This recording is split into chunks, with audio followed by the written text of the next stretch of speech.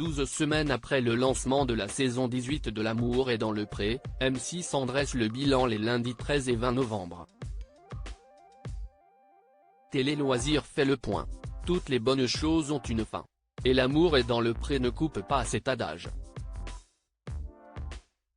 La saison 18 touche en effet à sa fin, après 12 folles semaines à l'antenne de M6.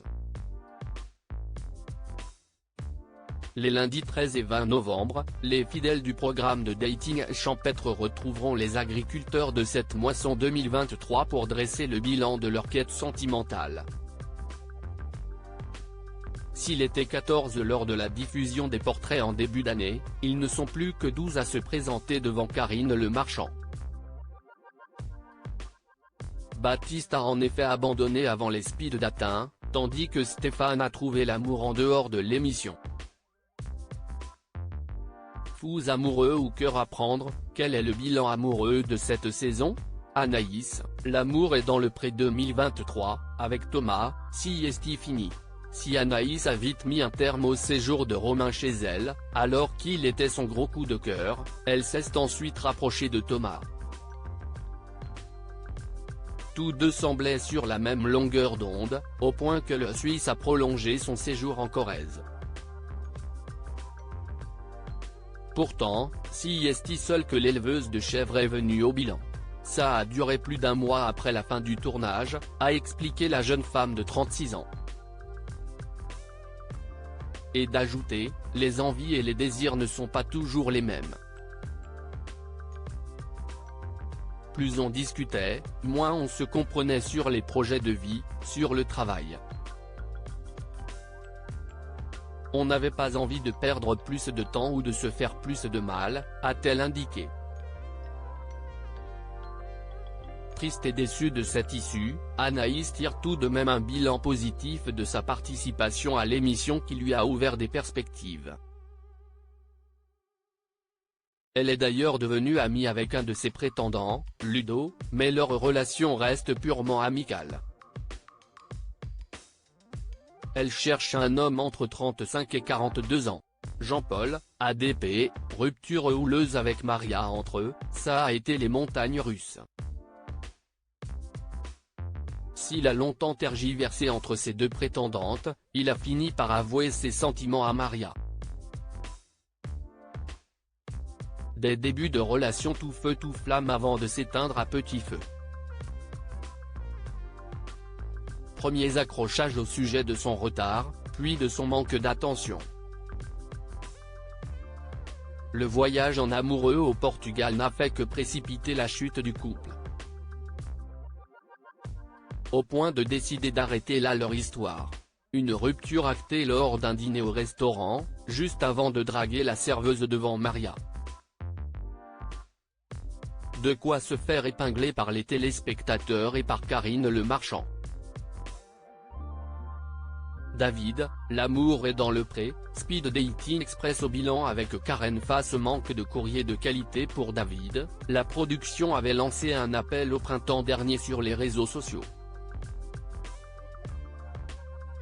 Pas suffisant, malheureusement, pour que les candidates à l'amour se manifestent. L'aventure s'arrêtait donc là pour David. Ou presque. Karine Le Marchand lui a en effet réservé une première surprise, une lettre d'une certaine Karen. Deuxième surprise, cette professeure des écoles a quitté son Alsace pour rencontrer David lors d'un speed dating express à l'île de Ré. Une première rencontre au cours de laquelle David a proposé à Karen de venir passer un week-end chez lui pour faire connaissance, mais tout doucement, sans brûler trop vite les étapes. La jeune femme a bien honoré l'invitation, s'y est maintenant autour du franc-comtois d'aller sur les terres alsaciennes de la jeune femme. Pour autant, ils ne sont pas encore en couple mais s'entendent très bien, comme nous l'a confié David. Olivier, L'amour est dans le pré 2023, est toujours célibataire. Les choses ont mal commencé pour Olivier. Laurine, sa prétendante coup de cœur, a annulé sa venue chez lui. CIST donc uniquement avec Corinne qu'il a passé la semaine. Malheureusement, l'agriculteur ne s'est pas montré particulièrement attentionné à son égard. Corinne a donc décidé de rentrer chez elle. On n'était pas fait pour être ensemble, a tenté de justifier Olivier. Un argument balayé par Karine Le Marchand, selon elle, Olivier n'a pas regardé sa prétendante. Un point noir supplémentaire dans le tableau d'Olivier qui vit une année difficile.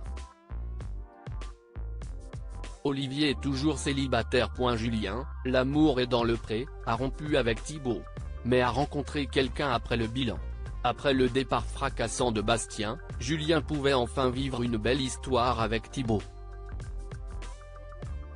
Mais lors de sa venue chez son prétendant, les choses ont commencé à se ternir, entre reproches sur leur premier dîner et propos osés devant la maman de son chéri.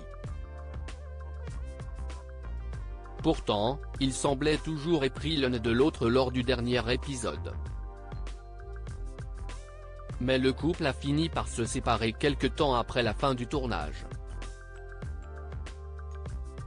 Venu seul au bilan, Julien réaffirmait ses critères dans le choix de son futur conjoint.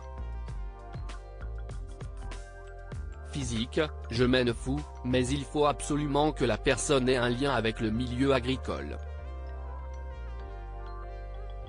Si est-il obligé, a-t-il insisté. Mais pas besoin de lui écrire, car depuis le tournage du bilan, Julien a rencontré un petit mec, comme l'indique Karine Le Marchand en voix off. Il prend son temps pour donner toutes les chances à ce nouvel amour de prendre de l'ampleur, conclut-elle. Roméo, ADP, séparé de Sophie, il désire plus que tout être papa entre eux, ça avait été une évidence. Si est donc sans surprise que Roméo avait décidé de poursuivre l'expérience avec Sophie, et conduisant ainsi Clotilde malgré toute la sympathie qu'il avait pour elle.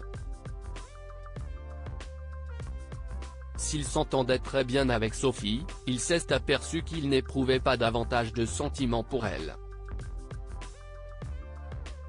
Quand elle est revenue, un mois après, j'étais content de la voir, mais elle ne m'avait pas manqué, a expliqué le producteur de fourrage. Un autre point à peser dans sa décision, sa volonté de devenir père. Jusqu'à ma mort, je ne ferai jamais le deuil de la paternité, note de la rédaction, a-t-il assuré. Lorsque Karine Le Marchand lui demande de réfléchir à sa priorité, il répond « Je veux avoir des enfants ». Voilà qui est dit.